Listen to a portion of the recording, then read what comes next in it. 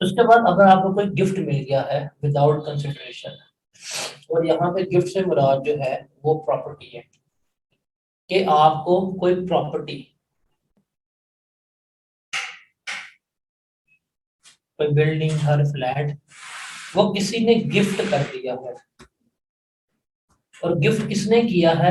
जो आपका रिलेटिव नहीं है, आपका रिश्तेदार नहीं है, उसने गिफ्ट किया है और उसके बदले में उसने कोई कंसिडरेशन नहीं ली। तो वो जो गिफ्ट आपको मिला होगा वो आपकी इनकम फ्रॉम अदर सोर्स का पार्ट बन जाएगा। अब ये है कि कोई भी आपको प्रॉपर्टी मिलती है या अमाउंट मिलती है विदाउट कंसिडरेशन, जो आपको गिफ्ट के तौर पे मिली है, और गिफ्ट दादा, अब्बा, अम्मा, स्पाउस, बीवी, भाई, बेटी, बेटे या बेटी के अलावा, इनके अलावा किसी ने गिफ्ट दी है, तो वो जो गिफ्ट दिया जाएगा वो आपकी इनकम फ्रॉम अदर सोर्स में ऐड कर दिया जाएगा। इस एग्जांपल देखते हैं, तो यहाँ पे इसकी एग्जांपल होगी कि during the tax year 2020 Sadiq received a flat as a gift from his uncle Mumtaz Alvi. उसको एक अंकल ने गिफ्ट दे दिया फ्लैट। हमें हमारे अंकल एक टॉफी नहीं लेके देते, उसको गिफ्ट मिल रहा है वो भी फ्लैट। कुछ सीखो इन अंकलों से। The flat was located in पोश एरिया ऑफ लाहौर, लाहौर के पोश एरिया में था। Its market value at the time of gift was rupees 45 lakh. जब वो गिफ्ट किया गया उसकी वैल्यू थी 45 लाख। इसका हमने ट्रीटमेंट बताना है कि शादी में क्या ट्रीटमेंट होगा। अब चूंकि ये इसको गिफ्ट मिला है और ये गिफ्ट इसको दादा, अब्बा, अम्मी, बीवी के अलावा लोगों ने दी है, और ये विदाउट कंसिडरेशन मिला है, तो ये 45 लाख जो होगा वो इसकी इनकम फ्रॉम अदर सोर्स में ऐड कर दिया जाएगा, इसकी इनकम का पार्ट बना दिया जाएगा। उसके अलावा और अगर आपको कोई वैल्यूएबल गिफ्ट्स मिल जाए इनके अलावा, ये जो है अम्मी, अबू, भाई, बहन, इनके अलावा कोई आपको गिफ्ट दे दे, ज्वेलरी, घड़ी महंगी, फिर कोई फरारी गिफ्ट कर दे, कोई BMW गिफ्ट कर दे, आईफोन 13 प्रो मैक्स गिफ्ट कर दे, तो डिपार्टमेंट ये भी पकड़ लेता है। ये भी आपको इनकम फ्रॉम अदर सोर्स का पार्ट बन देता है। अगर आप एक महंगी लैंड क्रूजर चला रहे हैं और आप पकड़े जाते हैं और कहते हैं कहाँ से लिया, कहते हैं गिफ्ट दी है। किसने दी है? जी अंकल ने दी है, ये मेरी दोस्त ने दी है। कहते हैं बेटा आ जा, तू और तेरी दोस्त दोनों को पकड़ते हैं, पर ये तुम्हारे इनकम का पार्ट बना देंगे, तुम्हारे इनकम का पार्ट बन जाएगा। ये आखिरी पॉइंट है, इसको डिस्कस करें। अच्छा जी, कोई भी अमाउंट, ये इंपॉर्टेंट है, इसको जरा ध्यान से सुनिएगा।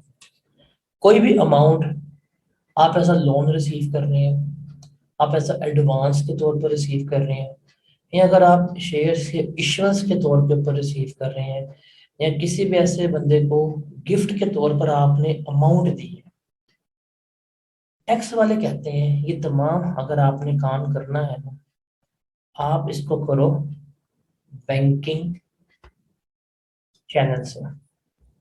मींस किसी को लोन देना है, चेक के जरिए दो, और स्पेसिफिकली क्रॉस चेक के लिए दो। किसी को कोई रकम गिफ्ट करनी है, बैंक के जरिए करो, चेक के जरिए करो। किसी को किसी चीज के लिए एडवांस देना है जो आप बाद में वापस ले लेंगे, चेक के जरिए दो, हमें कोई मसला नहीं है। लेकिन अगर आप ये लोन, ये एडवांस, ये deposit for investment of share या गिफ्ट किसी को भी कर दें, और अगर आप कैश के फॉर्म में कर देना, ये आपकी इनकम फ्रॉम अदर सोर्स का पार्ट बना देता है। ये बड़ा इंपॉर्टेंट है कि अगर मैं अपने जाके दोस्त से लोन लेता हूँ, वो मुझे लोन का चेक इशू कर देता है, क्रॉस चेक इशू कर देगा ना, वो मेरा लोन ट्रीट होगा। अगर मैं उससे कैश के फॉर्म में लोन ले लूँ ना, वो मेरी इनकम फ्रॉम अदर सोर्स का पार्ट बन जाएगा। अगर मैं किसी को गिफ्ट करता हूँ, मैं उसको चेक लिख दूं गिफ्ट का, मैं उसके अकाउंट में ट्रांसफर कर दूं, वो गिफ्ट ट्रीट होगा उस बंदे के लिए। अगर उसने कैश के फॉर्म में गिफ्ट रिसीव किया है ना, वो उसकी इनकम फ्रॉम अदर सोर्स का पार्ट बन जाएगा। तो ये बड़ा इंपॉर्टेंट है कि बैंकिंग ट्रांजैक्शंस में से, बैंकिंग चैनल में से ट्रांजैक्शन करोगे तो ये उसका कोई ट्रीटमेंट नहीं है, मोजे मारो। अगर कैश फॉर्म में ट्रांजैक्शन हो गई तो ये क्या हो जाएगा, ये आपका इनकम फ्रॉम अदर सोर्स का पार्ट बन जाएगा। अब यहाँ पे भी ना आगे चलते हैं तो हमारे पास दो मॉडल्स इसमें आते हैं कि अगर ये पर्सन है हमारा, ये पर्सन, अगर इस पर्सन के पास एनटीएन नंबर है, इसका मतलब क्या है कि ये एक्टिव फाइलर है, ये अपने रिटर्न वगैरह फाइल करता है। तो ये किसी बंदे को भी क्रॉस चेक के जरिए भी अमाउंट दे सकता है, या कोई दूसरा बैंकिंग चैनल भी अडॉप्ट कर सकता है, मतलब ऑनलाइन ट्रांसफर कर दे, आरएफटीजी कर दे, कार्ड से पेमेंट कर दे, ये अलाउ है। क्योंकि ये एनटीएन होल्डर है, ये दोनों मोड से पेमेंट कर सकता है, इसको अलाउ है। लेकिन अगर इस बंदे के पास एनटीएन नंबर ना हो, मतलब एक फाइलर ना हो, देन ये सिर्फ क्रॉस चेक के जरिए ही पेमेंट कर सकता है। अगर ये कोई दूसरा बैंकिंग मोड इस्तेमाल करेगा तो फिर वो टैक्सेबल हो जाएगी, वो अपने सोर्स का पार्ट बन जाएगी। ये एग्जांपल करते हैं, देखें इससे रिलेटेड। मिस्टर आसिफ जो है, उनको फॉलोइंग अमाउंट्स मिली है। Loan receive from grandfather in cash. अगर कैश में आपको लोन लिया मिला है तो ये हमेशा इनकम अदर सोर्स का पार्ट बनेगा। Loan from uncle through banking channel, uncle के पास एनटीएन है। अब जिसके पास एनटीएन होगा, अगर वो बैंकिंग चैनल से अमाउंट दे रहा है तो ये आपकी इनकम अदर सोर्स का पार्ट नहीं बनेगी, एग्जेम्प्ट होगी। गिफ्ट दिया है अम्मा ने और कैश में गिफ्ट दिया है, ये भी हमारा इनकम फ्रॉम अदर सोर्स का पार्ट बन जाएगा। एक और सवाल करते हैं। Mister Abid is constructing a house and for the purpose of meeting the construction expenses he intends to obtain a loan of rupees 5 lakh from his friend professor। वो अपने दोस्त से 5 लाख लोन लेना चाहता है। अब उसका दोस्त जो है वो मनी लेंडिंग बिजनेस है, मतलब उसका काम ही लोन देना, लोन लेना है। उसने उसको एडवाइस की है कि अगर वो मेरे से लोन लेगा तो उसकी इनकम का पार्ट बन जाएगा। हमने आप इसको बताना है कि किन सर्कमस्टांसेस में लोन उसकी इनकम का पार्ट नहीं बनेगा। सिंपल सी बात है, हम कहेंगे आबिद को कि अगर तुम्हें लोन लेना है तो पहली बात है कि तुमने कैश में लोन नहीं लेना, नंबर वन। अगर तुम जिस बंदे से लोन ले रहे हो उसके पास एनटीएन नंबर है तो तुम क्रॉस चेक के जरिए भी लोन ले सकते हो, या तुम किसी भी बैंकिंग चैनल के जरिए लोन ले सकते हो। इन दोनों सिनेरियोज में तुम्हारी इनकम का पार्ट नहीं बनेगा। अगर उस बंदे के पास एनटीएन नंबर नहीं है तो फिर तुम किस में लोन लेना, फिर तुम क्रॉस चेक के फॉर्म में लोन लेना, वो तुम्हारी इनकम का पार्ट नहीं बनेगा। एक और सवाल करते हैं कि कमेंट ऑन ईच ट्रांजैक्शन, हमने ट्रांजैक्शंस पे कमेंट करना है।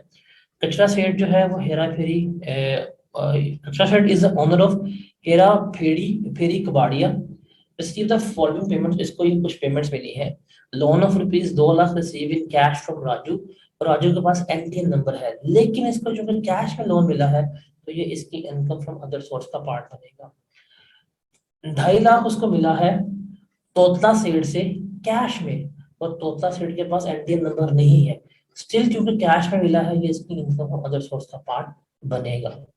3.5 लाख का लोन मिला है बाबू भैया से, उसके पास क्रॉस चेक के जरिए है, लेकिन बाबू भैया के पास एनटीएन नंबर नहीं है, लेकिन चूंकि क्रॉस चेक से दिया है तो ये एग्जाम्प्ट रहेगा। 4.5 लाख मिला है इसको शाम से ऑनलाइन ट्रांसफर, उसके पास एनटीएन नंबर नहीं है, जिसके पास एनटीएन नंबर नहीं है वो ऑनलाइन ट्रांसफर नहीं कर सकता। तो ये क्या बनेगा, ये इसकी इनकम फ्रॉम अदर सोर्स का पार्ट बन जाएगा। और इसको आईफोन 12 प्रो मैक्स मिला है अंजलि से, जो इसकी एम्प्लॉयर है। एम्प्लॉयर से मिला है, अगर एम्प्लॉयमेंट रिलेशनशिप के तहत मिला है तो ये इनकम फ्रॉम सैलरी में ऐड हो जाएगा। अगर वैसे ही दिया गया है तो फिर अंजलि जाने और ये कचरा सेठ जाने, टैक्स वालों को इससे कोई कंसर्न नहीं है। तो यहाँ पे हमारा इनकम फ्रॉम अदर सोर्स जो है एनटीआर का पोर्शन खत्म होता है।